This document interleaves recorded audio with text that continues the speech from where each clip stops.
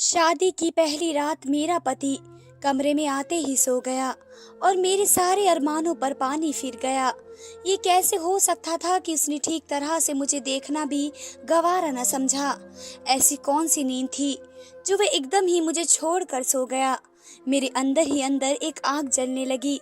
मैं कब से एक ही तरफ बेड पर बैठी उसका इंतजार कर रही थी और उसने तो मुझे ऐसे नजरअंदाज कर दिया जैसे मैं कमरे में ही ना हूँ। भला मुझ जैसी खूबसूरत लड़की को भी इस तरह नजरअंदाज किया जा सकता था, और वह भी शादी की पहली रात।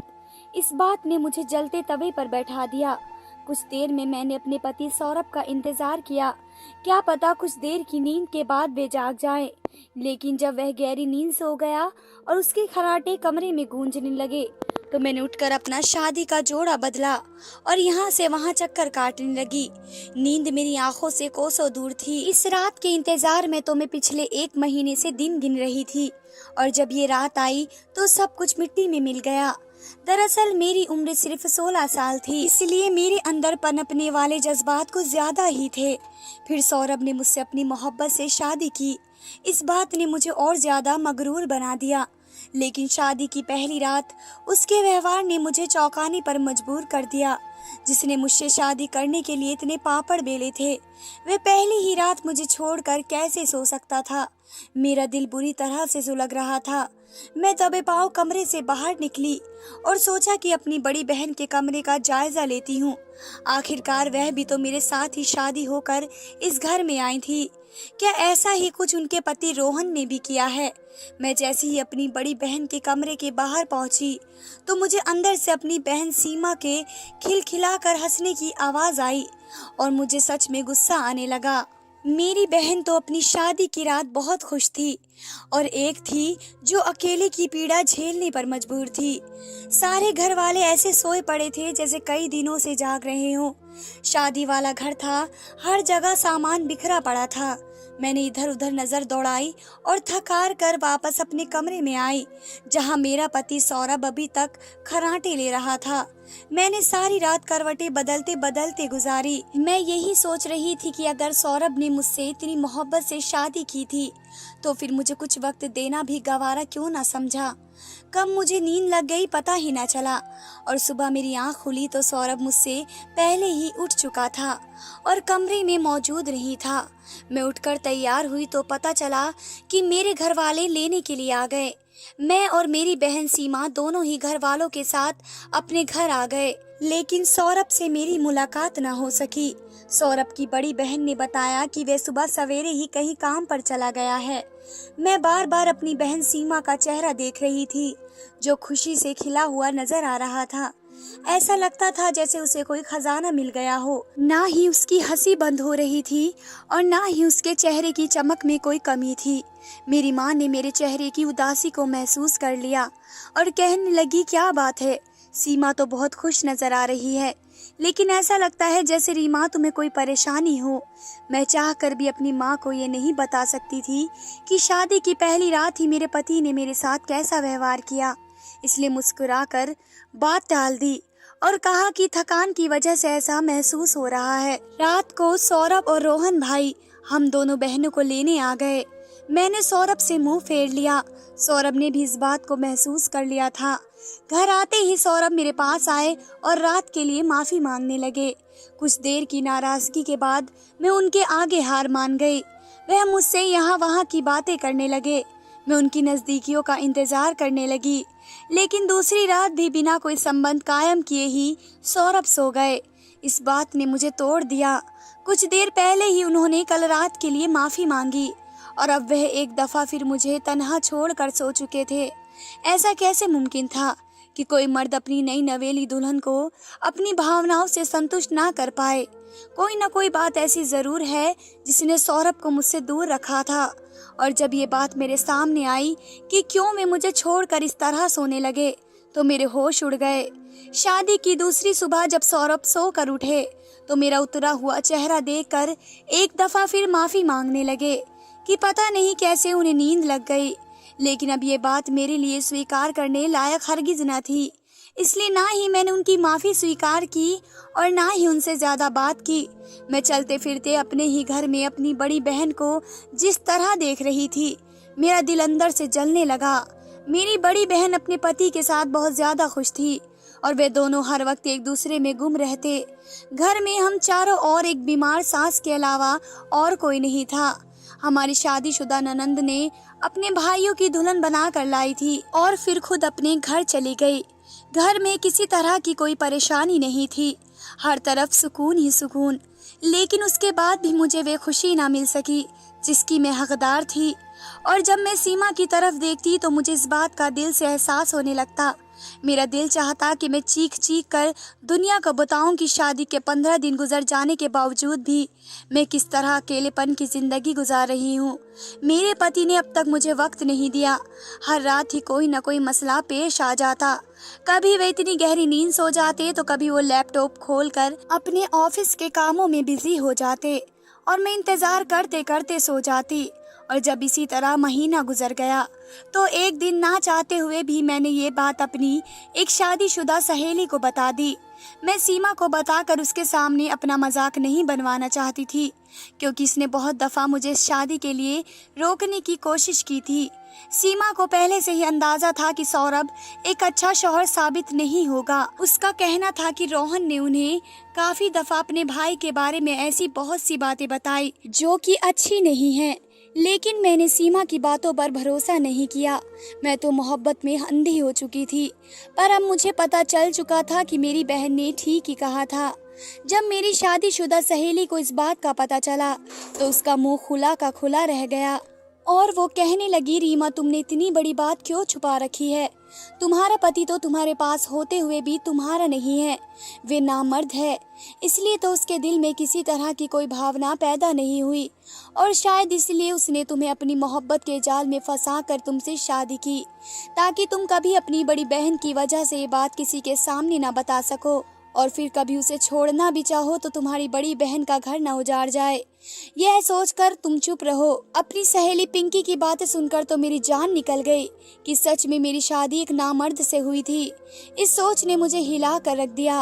मुझे सारी जिंदगी ऐसे ही अपनी अधूरी इच्छाओं के साथ जीना था। पिंकी की बातों ने मुझे सोचने पर मजबूर कर दिया और मैंने सोचा था कि मैं सौरभ से इस बारे में फेस टू फेस बात करूंगी और उन्हें इलाज का कहूंगी। लेकिन शादी को 2 महीने गुजर जाने के बाद भी मुझ में इतनी हिम्मत न हुई कि मैं सौरभ से इस बारे में बात करूं। ना ही हमारे बीच कोई संबंध कायम हो सका था और ना ही इस बात को लेकर हम दोनों के बीच खुलकर कोई बात हो सकी। मैं हमेशा यही सोच कर चुप हो जाती कि इस तरह शायद हमारे रिश्ते का भरम कायम रह सके। शादी के 3रे महीने में जैसे ही मेरी बहन सीमा उम्मीद से हुई तो मेरे दिल में भी ये चाह उमड़ आई कि मुझे भी माँ बनना चाहिए। लेकिन मैं कैसे माँ बन सकती थी? मैं अपना बेचैन वजूद लिए कभी अपनी बीमार सास के पास बैठ जाती तो कभी सारे घर के चक्कर काटने लगती। बहुत दफ़ा मैंने सोचा कि अपने माँ बाप को इस बात से आगाह कर दूं, लेकिन फिर अपने बीमार बाप का सोचकर मैं चुप रह जाती कि इस बात से ना सिर्फ उन्हें तकलीफ पहुंचेगी बल्कि वे बहुत ज़्यादा चिंतित भी हो जाएंगे। जो जैसा चल रहा था मैंने उसे ऐसा ही छोड़ दिया। लेकिन सीमा प्रेग्नेंट होने की खबर ने मेरे दिल में हलचल मचा दी और जब से सीमा प्रेग्नेंट हुई हर कोई मुझसे भी यही सवाल पूछ रहा था कि मैं कब उम्मीद से होंगी, क्योंकि हम दोनों बहनों की शादी एक साथ हुई। इसलिए दुनिया वाले समझ रहे थे कि हमारी औलाद भी एक ही साथ पैदा होगी, जबकि ये सब ईश्वर के खेल हैं। लेकिन एक साथ होने वाली शादियों में शायद यही मसला सबसे ज्यादा होता है कि दुनिया वाले हर चीज में कमियां ढूंढने लगते हैं और यही कमियां निकालना जब औलाद को लेकर हम दोनों बहनों के बीच आई तो हर गुजरता दिन हमारे लिए मुश्किल से मुश्किल होता चला गया। मैंने दबे शब्दों में अपने पति सौरभ से ये बात कही कि मैं भी औलाद की खुशी चाहती हूँ, लेकिन सौरभ ने मेरी तरफ ऐसी नज़र डाली जैसे मैंने कोई गलत बात कह दी हो। सौरभ ने मेरी बात का जवाब देना भी गवारा नहीं किया और वे ऑफिस के लिए निकल गए। मैं बीते दिनों को याद करने लगी और मेरी आंखों से आंसू बह रहे थे। यही सौरभ थे जो मेरी मोहब्बत को पाने के लिए घंटों मेरे कॉलेज के रास्ते में खड़े रहते था, जबकि रोहन भाई और सीमा का रिश्ता हुआ था। सौरभ का किसी न किसी काम से अपनी बहन के साथ हमारे घर आना जाना शुरू हो गया और उन्होंने फिर सबका जीना मुश्किल कर दिया। उन्हें पहली ही नज़र में मुझसे मोहब्बत हो गई और वे मुझसे शादी करना चाहते थे। लेकिन मेरे माँ बाप ने ये कहकर इनकार कर दिया कि वे एक घर में दो बेटियों को विदा नहीं करना चाहते। इस तरह रिश्तों में बहुत दरारें पड़ती हैं। लेकिन सौरभ तो मेरे घर वालों के लिए एक इम्तिहान बन गया और कई दफ़ा अपनी बहन को रिश्ता देकर भेजा। और जब पिताजी ने कहा कि अभी तो रीमा कॉलेज में है और उसकी उम्र बहुत कम है, तो सौरभ ने मेरे पिताजी को विश्वास दिलाया कि वे ना सिर्फ मेरी पढ़ाई पूरी करवाएंगे बल्कि मुझ पर किसी तरह की कोई ज़बरदस्ती और रोक टोक भी नहीं करेंगे। ना चाहते हुए भी पिताजी ने मेरा रिश्ता सौरभ के साथ तय कर दिया, क्योंकि सौरभ की मोहब्बत हर गुजरते दिन के साथ बढ़ती ही जा रही थी। रिश्ता तय होने के बाद तो वह रोज़ाना ही मेरे कॉलेज के रास्ते में आकर खड़ा हो जाता और मेरे लिए कोई ना कोई गिफ्ट लेकर आता। सीमा भी मेरे साथ ही कॉलेज जाया करती। जब वह सौरभ को इस तरह दीवानापन करते देखती तो वह कहती कि यकीनन कोई ना कोई ऐसी बात ज़रूर है जो सौरभ ने छुपा रखी है। पहली नज़र की मोहब्बत तक तो ठीक है, लेकिन जिस तरह की दीवानगी का इजहार सौरभ करता है मुझे कुछ ठीक नहीं लगता।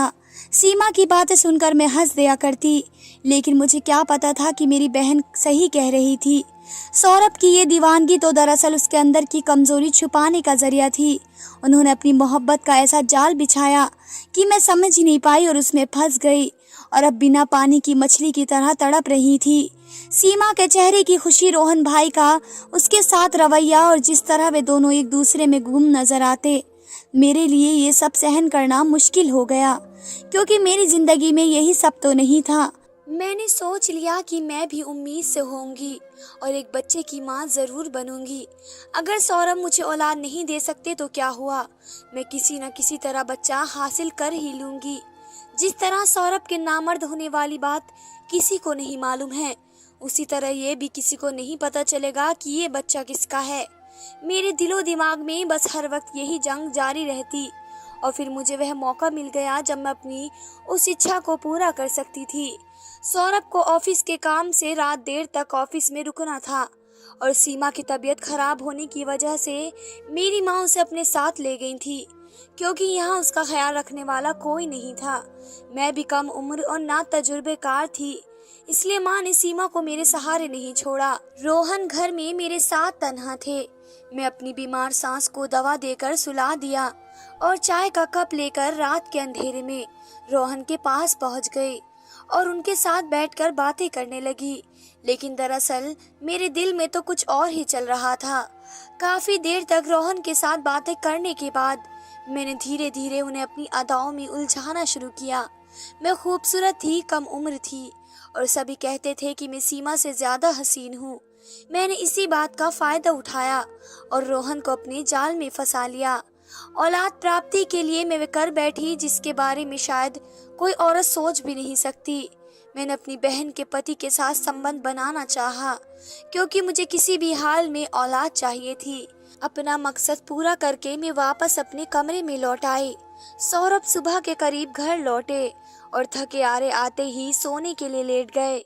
मैं खुद भी बहुत ज्यादा थक चुकी थी, इसलिए मुझे भी नींद लग गई और जब सुबह मेरी आंख खुली तो सौरभ घर में ही मौजूद थे। कहने लगे, आज मैं ऑफिस नहीं जाऊंगा, बल्कि आज हम तुम्हारे कॉलेज चलेंगे। मैं तुम्हारा आगे एडमिशन करवा रहा हूँ। जैसा कि तुम्हारी ख्वाहिश थी, मैंने एक नज़र सौरभ पर डाली और दिल में सोचा कि मुझे खुद से दूर रखने का ये बहुत अच्छा तरीका है। मेरी पढ़ाई का बहाना बनाकर और ज़्यादा मुझसे दूरी बना सकते हैं और मेरी पढ़ाई के बहाने अपनी नामर्दी छुपा सकते हैं।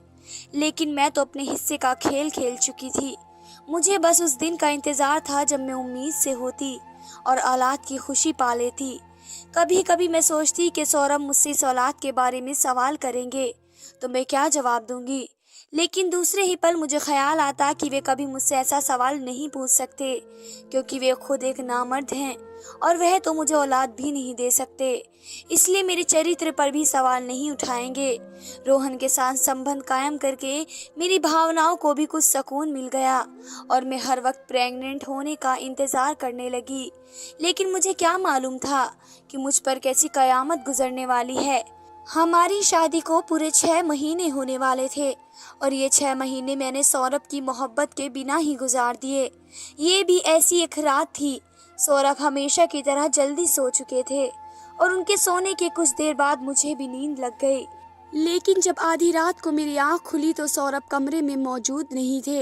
इतनी रात को सौरभ कहाँ गए थे? यही सोचकर जब मैंने सौरभ को ढूंढना शुरू किया तो मैं रसोई घर के दरवाजे पर पहुंच गई। अंदर से सौरभ और सीमा की आवाजें आ रही थी। मैं दरवाजे के बाहर ही खड़ी हो गई और उनकी बातें सुनने लगी। और फिर जो सच मेरे सामने आया उसने मेरे रोंगटे खड़े कर दिए। सीमा सौरभ से कह रही थी कि बस कुछ दिन और इसी तरह गुजार लो, फिर सब कुछ ठीक हो जाएगा। सौरभ तड़प कर कहने लगा कि पहले ही मैं 6 महीने इस तरह गुजार चुका हूँ, अब मेरे लिए और ऐसा रहना मुमकिन नहीं है। मैं कब तक ऐसे अपने आप से जंग लड़ता रहूंगा। सौरभ की बातों ने मेरे होश उड़ा दिए। वह और सीमा ये सब क्या कह रहे थे? मैंने दरवाजे की दरार से अंदर झांका तो सीमा ने सौरभ के कंधे पर हाथ रखा हुआ था। वह कह रही थी कि बस कुछ वक्त और फिर सब कुछ नॉर्मल हो जाएगा। तुमने ही जल्दबाजी में शादी कर ली। अगर थोड़ा वक्त रुक जाते तो ऐसा न होता। मैंने तुमसे इस वक्त भी कहा था कि रीना से शादी करके गलत फैसला ना करो, बल्कि कुछ वक्त रुक जाओ। सौरभ और सीमा को रात के अंधेरे में एक साथ रसोई घर में देखकर ना सिर्फ मेरी जान निकल गई, बल्कि मैं सोच रही थी कि यही वजह थी जो मेरी बहन नहीं चाहती थी कि मैं सौरभ से शादी करूं, क्योंकि वे तो खुद सौरभ में दिलचस्पी रखती थी, बल्कि सौरभ ने भी उसे धोखा दिया था। वे आधी रात को मुझे छोड़कर मेरी बहन के साथ यहाँ बिजी थे। लेकिन अगर सौरभ और सीमा में दिलचस्पी थी तो उन्होंने मुझसे शादी क्यों की? शायद अपना जुर्म छुपाने के लिए, क्योंकि अगर मेरी जगह कोई और उनकी पत्नी बनकर आती तो वे कभी सीमा के साथ इतना करीब नहीं हो सकते थे। उस वक्त तो सीमा उनकी भाभी भी थी और साली भी। उस रिश्ते से वे इसके साथ आसानी से मुलाकात कर सकते थे। मैं रसोई घर के अंदर जाने की बजाय वापस लौट आई और सूटकेस निकाल कर अपना सामान पैक करने लगी। अब इस घर में मेरा और क्या काम था?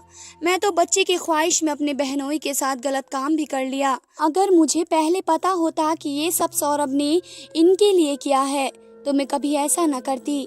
मेरी आंखों से आंसू बह रहे थे और मैं अपना सामान बांध चुकी थी कि तभी सौरभ कमरे में आए और ये देखकर हैरान रह गए कि मैं ना सिर्फ जा रही थी बल्कि कहीं जाने की तैयारी भी कर चुकी हूँ। सौरभ ने फौरन हाथ पकड़ा और पूछने लगे, आधी रात को तुम्हें क्या हुआ है और तुम कहाँ जा रही हो? मैंने रोते हुए सौरभ से कहा कि जब आपकी भावनाएं की संतुष्टि के लिए सीमा यहाँ मौजूद है तो फिर मैं यहाँ रुक कर क्या करूँगी। पिछले 6 महीने से सिर्फ यही सोचकर चुप रही कि शायद आप नामर्द हैं और मुझे आपका पर्दा रखना चाहिए। लेकिन आज मुझे पता चल गया है, दरअसल आपकी मर्दानगी तो सिर्फ सीमा के लिए है। मेरी बात सुनकर सौरभ की आंखें फटी की फटी रह गई और उन्होंने मेरे मुंह पर अपना हाथ रख दिया और कहने लगे, रीना कुछ तो होश करो, तुम कैसी बातें कर रही हो? मैं सीमा के साथ कैसे कुछ गलत कर सकता हूँ? मैं मानता हूँ कि मैंने इतने दिनों से तुमसे दूरी बनाई, लेकिन सिर्फ इसलिए क्योंकि तुम आगे पढ़ना चाहती थी। सीमा ने मुझे बताया कि ये तुम्हारी ख्वाहिश है कि तुम मेरे साथ कोई संबंध नहीं बनाना चाहती हो जब तक कि तुम्हारा ग्रेजुएशन पूरा नहीं हो जाता, और इसलिए मैंने खुद पर काबू पाया और कभी नींद की गोली खाकर सो जाता तो कभी खुद को कामों में बिजी कर लेता। आज रात मुझे नींद की गोली खाकर भी नींद न आई तो मैं बावर्ची खाने में पानी पीने के लिए चला गया और मैं वहाँ सीमा इसी बात को कह रही थी कि मेरे लिए अब तुम्हारे बगैर रहना मुश्किल हो गया है। लेकिन सीमा मुझे समझा रही थी कि बस कुछ वक्त की बात है, तुम्हारी पढ़ाई पूरी हो जाएगी तो फिर तुम मेरे साथ अच्छी तरह जिंदगी गुजारोगी।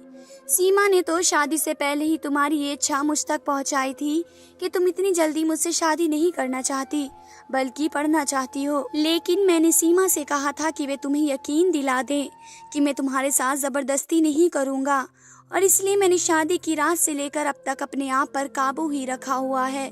लेकिन पता नहीं तुम क्या कुछ कह रही हो। अपने पति की बातें मेरे सर से गुजर गई।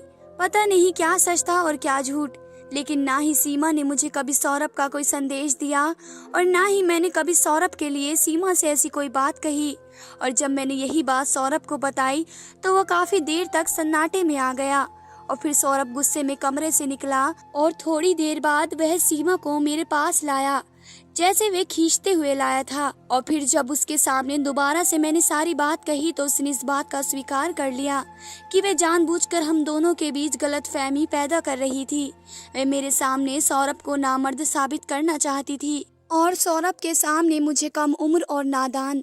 दरअसल सौरभ की मेरे लिए जो मोहब्बत थी और दीवानगी थी वे उससे बर्दाश्त न हो सकी, क्योंकि रोहन उससे सौरभ जैसी मोहब्बत न करते थे।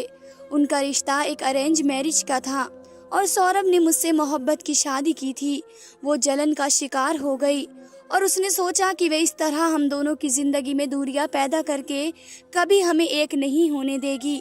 और हम दोनों की गलती यह थी कि हमने पति पत्नी होने के बावजूद भी एक दूसरे से बात करने की बजाय गैरों से बात करना सही समझा। अगर मैं अपने दोस्त से बात करने की बजाय सीधा सौरभ से बात करती तो इतनी समस्याएं पेश न आती। और अगर सौरभ भी सीमा को बीच में न लाने की बजाय मुझसे मेरी मर्जी जानने की कोशिश करते तो शायद ये 6 महीने हम दोनों ही ऐसी पीड़ा मना काटते। जो भी था, सीमा की इस गलती की वजह से बहुत कुछ बिगड़ गया था। मैंने भगवान का धन्यवाद किया कि मैं प्रेग्नेंट नहीं हुई, वरना मैं सारी जिंदगी कभी सौरभ के आगे सर न उठा पाती। मैंने और एक दूसरे से माफी मांग ली और रोहन को भी सीमा का सारा सच बता दिया। यह जानने के बाद सीमा के दिल में हमारे लिए नफरत पैदा हो गई। रोहन खुद उसे लेकर अलग हो गए। वैसे भी जो कुछ मेरे और रोहन के बीच हो चुका था, उसके बाद हमारा एक छत के नीचे रहना मुमकिन भी नहीं था। आज मैं और सौरभ एक बहुत अच्छी शादीशुदा जिंदगी गुजार रहे हैं, लेकिन कभी कभी मैं सोचती हूँ कि हम दोनों की जरा सी नादानी हमारे रिश्ते को हमेशा के लिए खत्म कर सकती थी। और मैंने तो कभी सोचा भी नहीं था कि मेरी सगी बहन ही मेरी खुशियों की दुश्मन भी हो सकती है। क्या आप लोगों ने भी कभी किसी को नफरत की आग में इस कदर अंधे होते देखा है? धन्यवाद दोस्तों।